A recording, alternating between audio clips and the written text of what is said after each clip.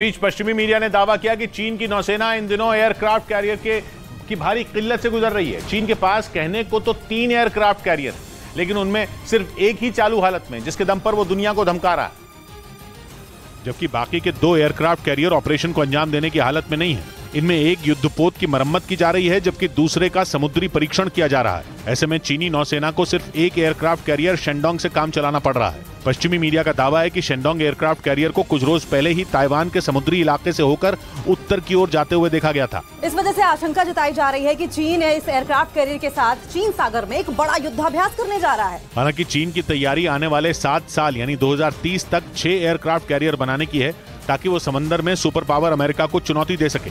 इस बीच semiconductor chip पर लिए जापान के फैसले से चीन बौखला गया। उसने जापान की लगाई पाबंदियों को अंतर्राष्ट्रीय कानूनों का उल्लंघन बताते हुए जापान से सेमीकंडक्टर चिप बनाने वाली कंपनियों पर लगाए प्रतिबंध को हटाने की मांग कर दी, क्योंकि जापान ने चीन को निर्यात किए जाने वाले 23 तरह के सेमीकंडक्टर उपकरणों पर बैन लगा दिया, जिसके बाद चीन के वित्त मंत्री ने इसे अंतर्राष्ट्रीय कानूनों का उल्लंघन बता डाला। वहीं अमेरिका चाहता है कि चीन में सुपर कंप्यूटर का काम धीमा हो जाए, क्योंकि चीन सुपर कंप्यूटर की मदद से न्यूक्लियर वेपन सिस्टम और आर्टिफिशियल इंटेलिजेंस सिस्टम बनाना चाहता है। और चीन का आरोप है कि जापान ने अमेरिका के इशारे पर ही उसके देश में सेमीकंडक्टर चिप के निर्यात पर पाबंदी लगा दी, ताकि उसके यहाँ तैयार हो रहे सुपर कंप्यूटर के काम को रोका जा सके।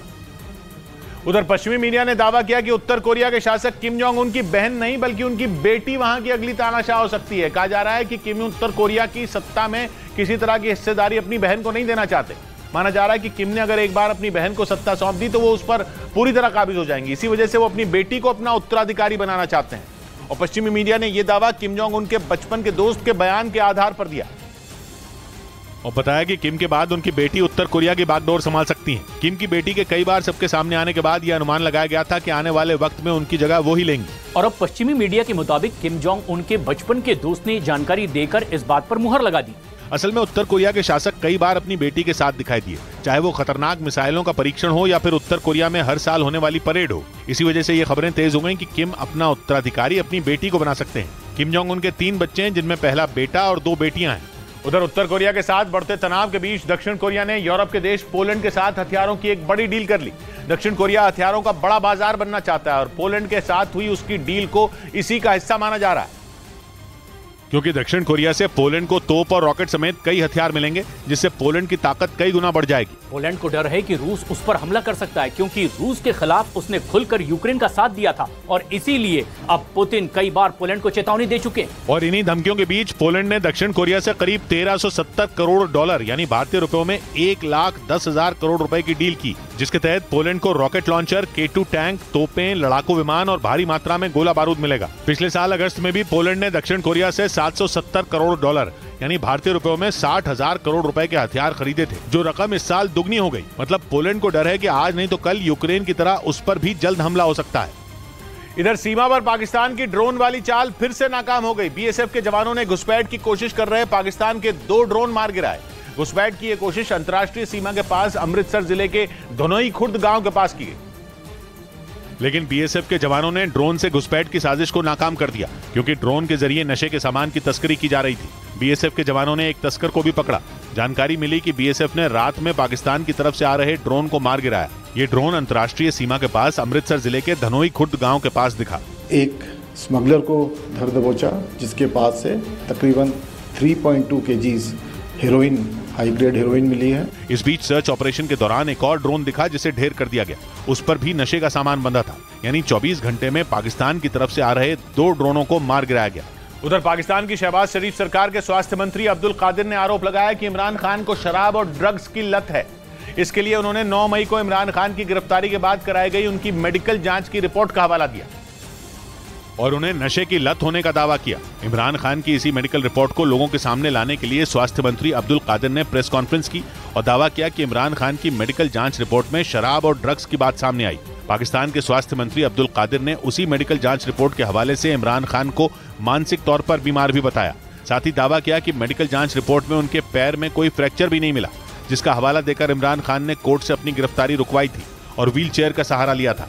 उधर पाकिस्तान की शहबाज शरीफ सरकार ने अब इमरान खान की छवि खराब करने का प्लान तैयार कर लिया, जिसके लिए पाकिस्तान में जगह जगह वॉल ऑफ शेम लगाई गई और उस पर लगी इमरान खान की तस्वीर पर उनकी पार्टी के कार्यकर्ताओं ने जूते मारे।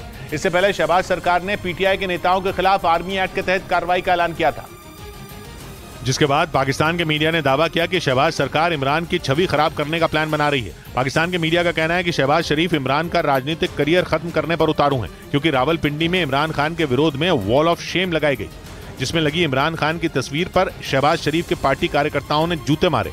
यानी शहबाज शरीफ लोगों के सामने इमरान की छवि को खराब कर रहे हैं, और अगर उनका ये प्लान सफल हो गया तो फिर तो इमरान न घर के रहेंगे न घाट के। इस बीच चीन में एक बड़े कोरोना विस्फोट के दावे ने पूरी दुनिया में भूचाल ला दिया। चीन के एक स्वास्थ्य सलाहकार ने दावा किया कि जून के आखिर तक तो चीन में कोरोना ऐसा विकराल रूप ले लेगा कि वहां हर हफ्ते 6.5 करोड़ लोग वायरस से बीमार पड़ने लगेंगे।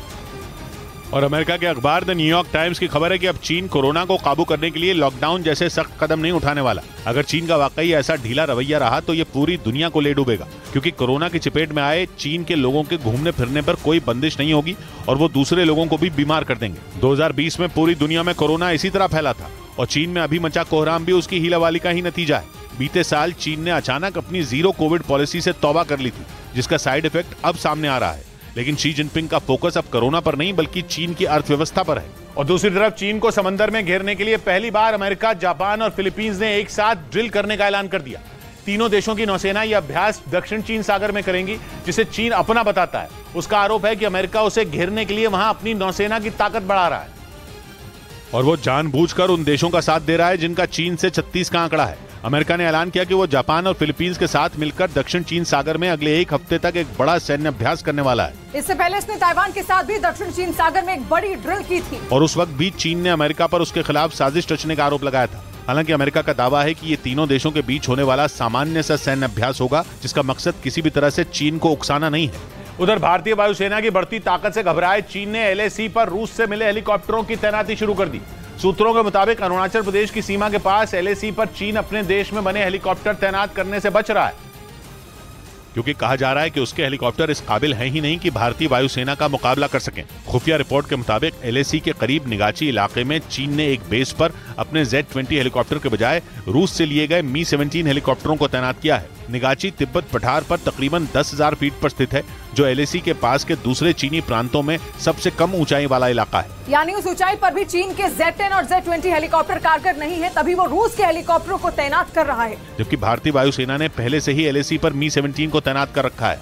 इधर पुतिन की प्राइवेट आर्मी कहे जाने वाले वैगनर ग्रुप ने बखमुत के स्कूलों में बने यूक्रेन के ठिकानों पर हमला कर दिया। वैगनर ग्रुप ने दावा किया कि यूक्रेन की सेना ने बखमुत के स्कूलों में अपने कई ठिकाने बनाए थे, जिन पर उसके खूंखार लड़ाकों ने हमला कर दिया और उन ठिकानों को ध्वस्त कर दिया। वैगनर ग्रुप ने दावा किया कि यूक्रेन के ऐसे 9 ठिकानों पर उसने कब्जा कर लिया, जिससे जुड़ा एक वीडियो भी सामने आया, जिसमें वैगनर ग्रुप के लड़ाके बखमुत में खंडहर बन चुकी इमारत पर कब्जे की कोशिश करते दिखाई दिए।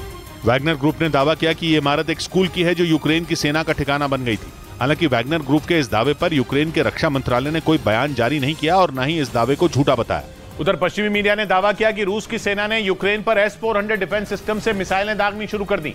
पश्चिमी मीडिया ने दावा किया कि पुतिन के हथियार अमेरिका के ताकतवर रॉकेटों का मुकाबला करने में नाकाम रहे, जिसकी वजह से पुतिन की सेना को जंग में इस डिफेंस सिस्टम को मैदान में उतारना पड़ा, क्योंकि दावा किया गया कि यूक्रेन को अमेरिका की तरफ से जो खतरनाक रॉकेट मिले उनसे मुकाबला करने में रूस का डिफेंस सिस्टम नाकाम रहा। इसी वजह से रूस को S-400 एयर डिफेंस सिस्टम को जंग में उतारना पड़ा, क्योंकि ये एयर डिफेंस सिस्टम दुश्मन की बैलिस्टिक मिसाइलों, क्रूज मिसाइलों और लड़ाकू विमानों को पलक झपकते ही ध्वस्त कर सकता है। इसमें लगी मिसाइलें 30 किलोमीटर की ऊंचाई और 400 किलोमीटर की दूरी तक 36 टारगेट को एक साथ भेज सकती हैं। दावा तो यह भी किया गया कि पुतिन की सेना ने S-400 डिफेंस सिस्टम चलाने की अभी पूरी ट्रेनिंग भी नहीं ली है, लेकिन जंग के दबाव में उनकी हताश सेना इस डिफेंस सिस्टम को इस्तेमाल करने के लिए मजबूर है। इस बीच